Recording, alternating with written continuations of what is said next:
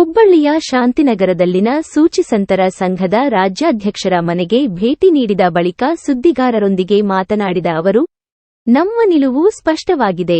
ಈ ಚುನಾವಣೆಯಲ್ಲಿ ನಾವು ದುಸ್ಸಾಹಸ ಮಾಡುತ್ತಿಲ್ಲ, ಸಾಹಸ ಮಾಡುತ್ತಿದ್ದೇವೆ. ಇದು ಧರ್ಮಯುದ್ಧ, ಸ್ವಾಭಿಮಾನದ ಚುನಾವಣೆ ಆಗಿದೆ. ಕಣದಿಂದ ಯಾವುದೇ ಕಾರಣಕ್ಕೂ ಹಿಂದಕ್ಕೆ ಸರಿಯುವುದಿಲ್ಲ ಎಂದು ಸ್ಪಷ್ಟವಾಗಿ ಹೇಳಿದ್ದೇನೆ ಎಂದು ತಿಳಿಸಿದರು. ಏಪ್ರಿಲ್ 18ಕ್ಕೆ ನಾಮಪತ್ರ ಸಲ್ಲಿಕೆ. ಏಪ್ರಿಲ್ 18ರಂದು ಸಾಂಕ್ರಾಮಿಕವಾಗಿ ನಾಮಪತ್ರ ಸಲ್ಲಿಸಲು ನಿರ್ಧರಿಸಲಾಗಿದ್ದು, ರಾಜಕೀಯ ಪಕ್ಷಗಳಂತೆ ನಾವು ಶಕ್ತ ಪ್ರದರ್ಶನ ಮಾಡುವಂತಹ ಹುಚ್ಚು ಸಾಹಸ ಮಾಡುವುದಿಲ್ಲ. ಟೌನ್ ಹಾಲ್ ದಿಂದ ಜಿಲ್ಲಾಧಿಕಾರಿ ಕಚೇರಿಯವರೆಗೆ ಯಾತ್ರೆಯ ಮೂಲಕ ನಾಮಪತ್ರ ಸಲ್ಲಿಕೆ ಮಾಡಲಿದ್ದೇವೆ ಎಂದರು. ದೇಶದ ಎಲ್ಲ ದಾರ್ಶನಿಕರನ್ನು ಸ್ಮರಣೆ ಮಾಡಿ ಕರ್ನಾಟಕ ರಾಜ್ಯದ ಸೂಫಿ ಸಂತರ ಸಂಘದ ಅಧ್ಯಕ್ಷರಾಗಿರುವಂತಹ ಸೈಯದ್ ಅಹಮದ್ ರಜಾ ಸರ್ ಹಜ್ ಕಾಜಿ ಇವರನ್ನು ಮೊದಲು ಮಾಡಿಕೊಂಡು ಎಲ್ಲ ಸೂಫಿ ಸಂತರಲ್ಲಿ ಶರಣೆಂದು, ಎಲ್ಲ ಅಭಿಮಾನಿಗಳೇ, ಮಾಧ್ಯಮ ಮಿತ್ರರೇ, ಇಂದು ನಾವು ಚುನಾವಣಾ ಪ್ರಚಾರಾರ್ಥವಾಗಿ ಅಲ್ಲೆಲ್ಲೇ ಸಂಘಟನೆಗಳನ್ನ ಮಾಡ್ತಾ ಇರುವಂತಹ ಸಂದರ್ಭದಲ್ಲಿ ನಾವು ರಾಜ್ಯ ಅಧ್ಯಕ್ಷರ ಮನೆಗೆ ಬಂದಿದ್ದೇವೆ. ನಮ್ಮನ್ನು ಬಹಳ ಪ್ರೇಮದಿಂದ, ಆಧಾರದಿಂದ ಬರಮಾಡಿಕೊಂಡಿದ್ದಾರೆ. ನಮ್ಮ ಎಲ್ಲ ವಿಚಾರಗಳನ್ನು ಕೇಳಿ ಬಹಳಷ್ಟು ಸಂತೋಷಪಟ್ಟಿದ್ದಾರೆ. ನಮ್ಮ ಮಠ ಹಿಂದೂ ಮುಸ್ಲಿಂ ಭಾವೈಕ್ಯತಾ ಸಮನ್ವಯದ ಪೀಠವಾಗಿರೋದ್ರಿಂದ ಬಹುಶಃ ನಮ್ಮ ಮಠದಲ್ಲಿ ಮುಸ್ಲಿಮರು ಬರೋದು, ನಾವು ಮುಸ್ಲಿಮರ ಮನೆಗೆ ಹೋಗೋದು ಅದ್ರ ಬಹಳ ವಿಶೇಷತೆ ಏನಂತ ನನಗೆ ಅನಿಸೋದಿಲ್ಲ. ಯಾಕಂದ್ರೆ ನಮ್ಮ ಪರಂಪರೆನೇ ಅದೇ ಆಗಿರೋದ್ರಿಂದ ಅದರಲ್ಲಿ ಬಹಳ ವಿಶೇಷತೆ ಅಂತ ನನಗೆ ಅನಿಸೋದಿಲ್ಲ. ಒಟ್ಟಾರೆ ಈ ಧಾರವಾಡ ಮತಕ್ಷೇತ್ರದಲ್ಲಿ ಬಹುಸಂಖ್ಯಾತ ಮುಸ್ಲಿಮರನ್ನು ಹಿಡ್ಕೊಂಡು, ಬ್ರಾಹ್ಮಣರನ್ನು ಹಿಡ್ಕೊಂಡು ಎಲ್ಲ ಜಾತಿಯವರು ಒಂದಾಗ್ತಾ ಇರತಕ್ಕಂಥದ್ದು, ಅದು ಇಡೀ ದೇಶಕ್ಕೆ ಧಾರವಾಡ ಜಿಲ್ಲೆ ಕೊಡುವ ಬಹುದೊಡ್ಡ ಆದರ್ಶದ ಕೊಡುಗೆ ಆಗ್ತಾ ಇದೆ ಅಂತಕ್ಕಂತಹ ಮಾತನ್ನು ಈ ಸಂದರ್ಭದಲ್ಲಿ ಹೇಳಲಿಕ್ಕೆ ಇಚ್ಛಪಡ್ತೇವೆ. ಬಹುಶಃ ಜಾತಿಗಳು ಮತಿಸಿದರೆ ಅದು ಏನಾಗ್ತದೆ ಅಂತಂದ್ರೆ ದೇಶ ನಾಶ ಆಗ್ತದೆ ಅಂತಕ್ಕಂಥದ್ದು.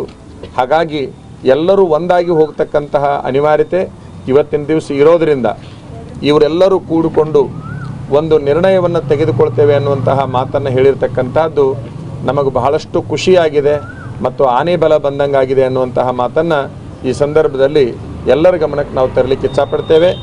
ರಾಜ್ಯ ಅಧ್ಯಕ್ಷರನ್ನ ಹಿಡ್ಕೊಂಡು ಎಲ್ಲ ಸೂಫಿ ಸಂತರಿಗೆ ನಾನು ಅಭಿನಂದಿಸ್ತೇನೆ ಅನ್ನುವಂಥ ಮಾತನ್ನು ಹೇಳ್ತೇನೆ. ಗುರುಗಳೇ, ನಾಳೆ ನಾಮಪತ್ರ ಸಲ್ಲಿಸ್ತಾ ಬಂದಿದ್ರಿ, ಎಷ್ಟೊತ್ತಿಗೆ ಸಲ್ಲಿಸ್ತೀರಿ, ಏನೆಲ್ಲ ಪ್ಲಾನ್ ಮಾಡ್ಕೊಂಡಿದ್ರು ನಾಳೆ? ಅದು ನಂದು ವೈಯಕ್ತಿಕ ಸುದ್ದಿಗೋಷ್ಠಿ ಆಗಿರ್ತದೆ. ಇದಕ್ಕೇನು ನಿರ್ಣಯ ತೆಗೆದುಕೊಂಡಿದ್ದೇವೆ ಇದು ಇಷ್ಟಕ್ಕೆ ಸಾಕು. ಅದರ ನಂತರದಲ್ಲಿ ಆ ವಿಚಾರಕ್ಕೆ ನಾ ಬರ್ತೇನೆ. ಇದು ಒಂದೇ ಮೀಟಿಂಗ್ ಸಕ್ಸಸ್ ಆಗಿದೆ ಅಂತಲ್ಲ, ಇಲೆಕ್ಷನ್ನೇ ಸಕ್ಸಸ್ ಆಗಿದೆ. ಒಟ್ಟಾರೆ ನಮ್ಮ ಚುನಾವಣೆ ಸಕ್ಸಸ್ ಆಗಿದೆ.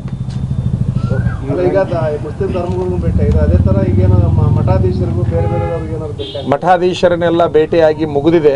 ಉಳಿದ ಮಠಾಧೀಶರನ್ನ ಸಂಪರ್ಕ ಮಾಡ್ತಾ ಇದ್ದೇವೆ. ಈಗ ಮುಸ್ಲಿಂ ಆದಿಗಳು, ಕ್ರಿಶ್ಚಿಯನ್ ಕಮ್ಯುನಿಟಿ ಅವ್ರನ್ನ ಭೇಟಿ ಆಗ್ತೀವಿ. ಎಲ್ಲ ಸಮಾಜಗಳ ಪ್ರಮುಖರನ್ನು ಸಂಪರ್ಕ ಮಾಡ್ತಾ ಇದ್ದೀವಿ. ಕೆಲವರನ್ನ ಫೋನ್ನಲ್ಲಿ, ಕೆಲವರನ್ನ ಪ್ರತ್ಯಕ್ಷ ಕರೆಸಿಕೊಂಡು, ಕೆಲವರ ಹತ್ತಿರ ನಾವೇ ಹೋಗಿ ಸಂಪರ್ಕವನ್ನು ಮಾಡ್ತಾ ಇದ್ದೇವೆ. ಈಗ ನೋಡಿ, ಇದು ನನ್ನ ಚುನಾವಣೆ ಅಲ್ಲ. ಬಹಳ ಸ್ಪಷ್ಟವಾಗಿ ಮಾಧ್ಯಮದವ್ರಿಗೆ ನಾನು ಹೇಳ್ತಾ ಇರೋದು, ಇದು ನನ್ನ ಚುನಾವಣೆ ಅಲ್ಲ, ಧಾರವಾಡ ಜಿಲ್ಲೆಯ ಮತದಾರರ ಚುನಾವಣೆ ಇದಾಗಿರೋದ್ರಿಂದ ಪ್ರತಿಯೊಬ್ಬ ಮತದಾರ ನಾ ಮಾಡುವ ಕೆಲಸವನ್ನು ಮಾಡ್ತಾ ಇರುವಾಗ ನಂದೆಷ್ಟಿದೆ ಅಷ್ಟನ್ನು ಮಾತ್ರ ನಾ ಮಾಡ್ತೇನೆ.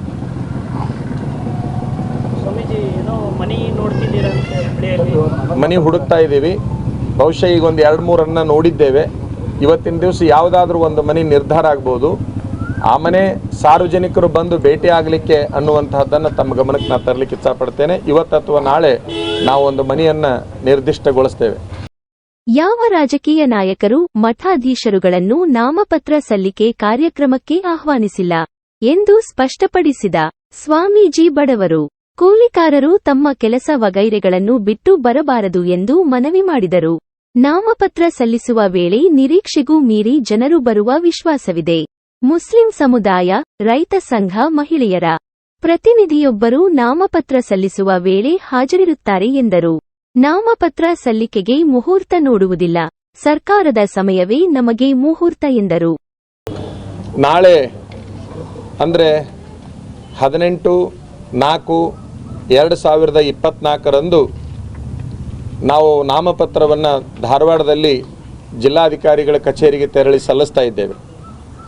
ಈ ಒಂದು ನಾಮಪತ್ರ ಸಲ್ಲಿಕೆ ಕಾರ್ಯಕ್ರಮದಲ್ಲಿ ಬಹುಶಃ ಈ ಮತಕ್ಷೇತ್ರದ ವ್ಯಾಪ್ತಿಯೊಳಗೆ ಬರತಕ್ಕಂತಹ ಜನಗಳು ನಾವು ಬರ್ತೇವೆ ನೀವು ಬರ್ತೇವೆ ಅಂತ ಹೇಳಿ ವಾಲಂಟ್ರಿಯಾಗಿ ಸ್ವಯಂ ಇಚ್ಛಾದಿಂದ ಅವರು ಫೋನ್ ಕರೆಗಳನ್ನು ಮಾಡ್ತಾ ಇದ್ದಾರೆ. ನಾವು ಎಲ್ಲರಿಗೂ ಕೂಡ ಇಷ್ಟೇ ಹೇಳಲಿಕ್ಕೆ ಇಚ್ಛಾಪಡ್ತೇವೆ, ನಿಮ್ಮ ಕಾಯಕಗಳನ್ನು ಬಿಟ್ಟು ಬರುವಂತಹದ್ದಾಗಲಿ, ಬಡತನದಲ್ಲಿದ್ದವರು ಹಣ ಖರ್ಚು ಮಾಡಿಕೊಂಡು ಬರುವಂಥದ್ದಾಗಲಿ ಬೇಡ. ಯಾರಿಗೆ ಶಕ್ತಿ ಮತ್ತು ಇಚ್ಛಾ ಇದೆ, ಯಾರಿಗೆ ಅನುಕೂಲತೆಗಳಿದ್ದಾವೆ, ಅವರು ಮಾತ್ರ ನಾಳೆ ಬೆಳಗ್ಗೆ ಈ ಟೌನ್ ಹಾಲ್ ಅಂತ ಏನು ಧಾರವಾಡದಲ್ಲಿದೆ ಅಲ್ಲಿಗೆ ತಾವೆಲ್ಲ ಬರಬೇಕು ಅಂತ ಹೇಳಿ ಈ ಮೂಲಕ ಕರೆಯನ್ನು ಕೊಡ್ತಾ ಇದ್ದೇನೆ. ಬಹುಶಃ ಬೇರೆ ಬೇರೆಯವರು ಒಂಥರ ಆ ನಾಮಿನೇಷನ್ ಫೈಲ್ ಮಾಡುವಂಥದ್ದನ್ನು ಶಕ್ತಿ ಪ್ರದರ್ಶನವಾಗಿ ತೆಗೆದುಕೊಳ್ತಾ ಇದ್ದಾರೆ. ನಾವು ಶಕ್ತಿ ಪ್ರದರ್ಶನ ಮಾಡುವ ಹುಚ್ಚು ಸಾಹಸಕ್ಕೆ ಹೋಗೋದಿಲ್ಲ. ಆದರ್ಶ ಒಂದು ನಾಮಪತ್ರ ಸಲ್ಲಿಕೆಯ ಕಾರ್ಯಕ್ಕೆ ನಾವು ಕೈ ಹಾಕಿದ್ದೇವೆ. ನಾವು ಸಾಧು ಸನ್ಯಾಸಿ ಸ್ವಾಮಿಗಳಾಗಿರೋದ್ರಿಂದ ನಮ್ಮ ವ್ಯಾಪ್ತಿ ಒಳಗೆ ನಾವು ಆ ಕೆಲಸವನ್ನು ಮಾಡ್ತೇವೆ. ಯಾರಿಗೆ ಸ್ವಾಭಿಮಾನ ಇದೆ ಅವರು ನಾಳಿನ ದಿವಸ ಬರಬೇಕು ಅಂತಕ್ಕಂತಹ ಮಾತನ್ನು ಈ ಸಂದರ್ಭದಲ್ಲಿ ನಾ ಹೇಳಲಿಕ್ಕೆ ಇಚ್ಛಾಪಡ್ತೇನೆ ಅಂತಕ್ಕಂಥದ್ದು. ಬಹುಶಃ ನಾವು ಇವತ್ತಿನ ದಿವಸ ಒಂದನ್ನು ಮಾತ್ರ ಹೇಳಲಿಕ್ಕೆ ಇಚ್ಛಾಪಡ್ತೀವಿ. ಒಟ್ಟಾರೆ ನಾಳೆ ಬೆಳಿಗ್ಗೆ 10ರಿಂದ 10:30 ತಾವೆಲ್ಲ ಬರಬೇಕಾದ್ರೆ ಬರ್ತಕ್ಕಂಥವರು ಬಹಳ ವೇಗವಾಗಿ ಬರಬಾರ್ದು, ವಾಹನಗಳನ್ನು ಓವರ್ಟೇಕ್ ಮಾಡಿ ಬರಬಾರ್ದು, ಶಾಂತ ರೀತಿಯಿಂದ ಬರಬೇಕು, ಶಾಂತತೆಯನ್ನು ಕಾಪಾಡಿಕೊಳ್ಬೇಕು, ಆದರ್ಶತೆಯನ್ನು ಮೆರಿಬೇಕು ಅಂತಕ್ಕಂತಹ ಒಂದು ಕರೆಯನ್ನು ಧಾರವಾಡ ಜಿಲ್ಲಾ ಮತದಾರರಿಗೆ ನಾವು ಕೊಡಲಿಕ್ಕೆ ಇಚ್ಛಾಪಡ್ತೇವೆ. ನಾಳೆ ಲಿಂಗಾಯತ ಟೌನ್ ಹಾಲ್ದಿಂದ ಜಿಲ್ಲಾಧಿಕಾರಿಗಳ ಕಚೇರಿಯವರೆಗೆ ಒಂದು ನಮ್ಮದು ಯಾತ್ರೆ ಅಂತಕ್ಕಂಥದ್ದು ನಡೆದಿರ್ತದೆ. ನಾಳೆ ನಮ್ಮ ಜೊತೆಗೆ ನಮ್ಮ ಫಕೀರ್ ಸ್ವಾಮಿ ಮಠದ ಗುರುಸ್ಥಾನದವರೊಬ್ಬರಿದ್ದಾರೆ, ಬಿಜಾಪುರದಲ್ಲಿ ದರ್ಗಾದ ಮಾಲೀಕರು. ಅವರಿಗೂ ಕೂಡ ನಾವು ಹೇಳಿದ್ದೇವೆ. ಮುಸ್ಲಿಂ ಧರ್ಮದ ಪರವಾಗಿ ಒಬ್ಬರು ಇರ್ತಾರೆ, ರಾಜ್ಯ ರೈತ ಸಂಘದ ಪರವಾಗಿ ಬಹುಶಃ ರಾಜ್ಯ ರೈತ ಸಂಘದ ಅಧ್ಯಕ್ಷರು ಅಥವಾ ಅವ್ರು ಯಾರು ಸೂಚಿಸ್ತಾರೋ ಅವರು ಇರ್ತಾರೆ, ನಾವಿರ್ತೇವೆ. ಜೊತೆಗೆ ಇನ್ನೊಬ್ಬ ಸ್ವಾಮೀಜಿಯವರು ಇರ್ತಾರೆ, ಇನ್ನೂ ಒಬ್ಬರನ್ನ ಯಾರನ್ನಾದರೂ ಮಹಿಳೆಯನ್ನು ತೆಗೆದುಕೊಳ್ಬೇಕು ಅನ್ನುವಂತಹ ವಿಚಾರದಲ್ಲಿ ನಾವಿದ್ದೇವೆ.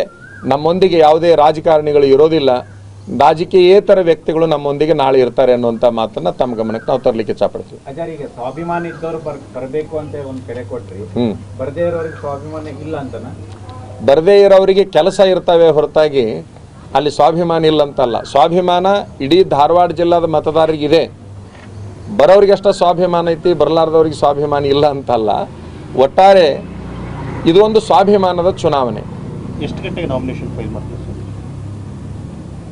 ನಾವು ಮೊದಲನೇದಾಗಿ ಒಂದನ್ನು ನೇಮಕ್ಕಾಗಿ ಸಲ್ಲಿಸಿಬಿಡ್ತೇವೆ, ಆಮೇಲೆ ಸಾರ್ವತ್ರಿಕವಾಗಿ ಸಲ್ಲಿಸುವಂತಹ ಒಂದು ವಿಚಾರವನ್ನು ಇಟ್ಟುಕೊಂಡಿದ್ದೇವೆ. ಇದೀಗ ನಾವು ನಿರ್ಧಾರವನ್ನು ಮಾಡ್ತೇವೆ. ಒಟ್ಟಾರೆ ಸರ್ಕಾರ ಒಂದು ಏನು ನಿಯಮವನ್ನು ಮಾಡಿದೆ, ಇಷ್ಟು ಸಮಯದ ಒಳಗೆ ಮಾಡಬೇಕು ಅಂತ ಏನಿದೆ ಅಷ್ಟು ಸಮಯದ ಒಳಗೆ ಮಾಡುವ ಪ್ರಯತ್ನವನ್ನು ನಾವು ಮಾಡ್ತೇವೆ.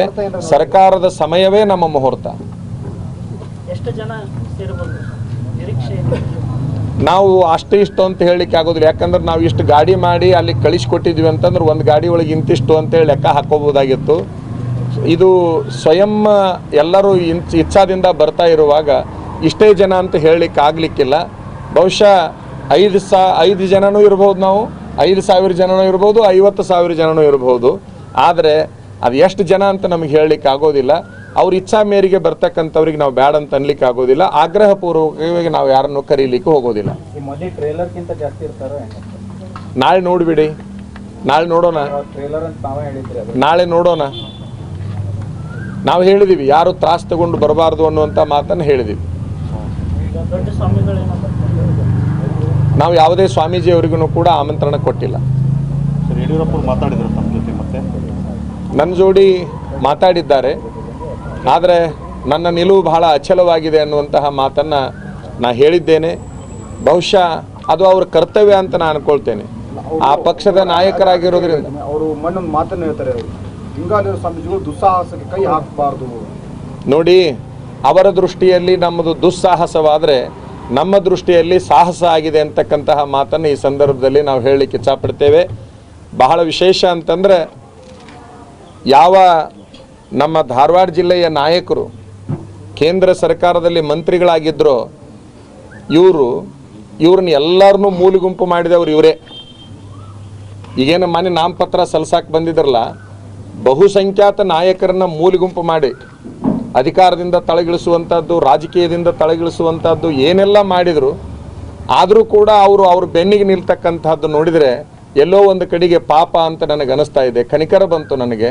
ಯಾಕೆ ಅಂತಂದರೆ, ಈ ಎಲ್ಲ ನಾಯಕರಿಗೆ ಕ್ಷೇತ್ರದ ಹಿತಕ್ಕಿಂತ ಆ ಕ್ಯಾಂಡಿಡೇಟಿನ ಹಿತ, ಆ ಅಭ್ಯರ್ಥಿಯ ಹಿತ ಎದ್ದು ಕಾಣ್ತಾ ಇದೆ ಅಂತಕ್ಕಂಥದ್ದು ಅಲ್ಲಿ ಎದ್ದು ಕಾಣ್ತಾ ಇತ್ತು. ಈ ಪಾಪ ಯಾರಿಗೆ ಪಾಪ ಅನ್ನಿಸ್ತದೆ?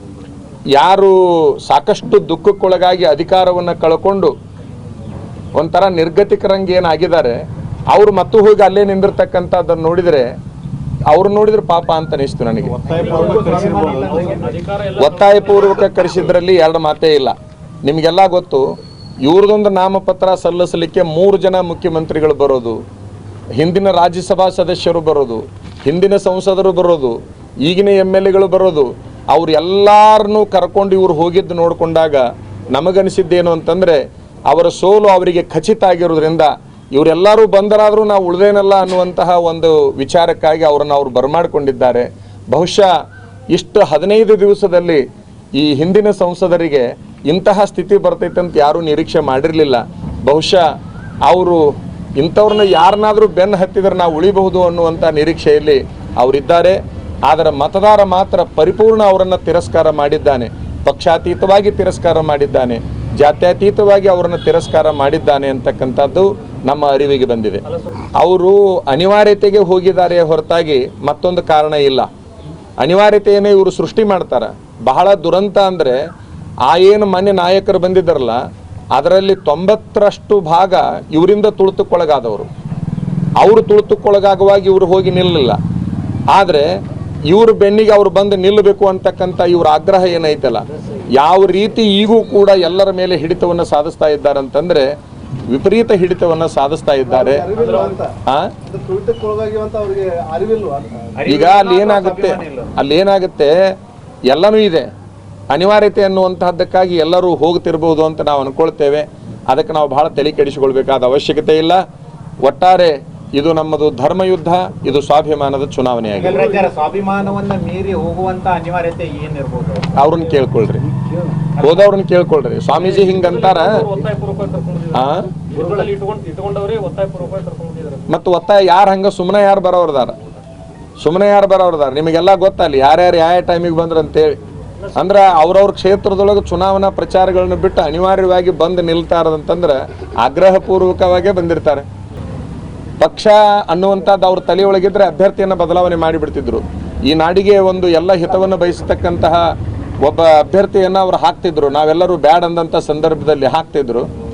ಪಕ್ಷದ ಹಿತದೃಷ್ಟಿ ಒಳಗೆ ಹೋಗಿದ್ರೆ ಅಭ್ಯರ್ಥಿ ಬದಲಾವಣೆ ಆಗ್ತಿತ್ತು. ಅಭ್ಯರ್ಥಿ ಅದೇ ಬೇಕು ಅಂದ ಮೇಲೆ ಪಕ್ಷಕ್ಕಿಂತ ಅಭ್ಯರ್ಥಿ ಅನಿವಾರ್ಯ ಆ ಹೈಕಮಾಂಡಿಗೆ ಆಗಿದೆ.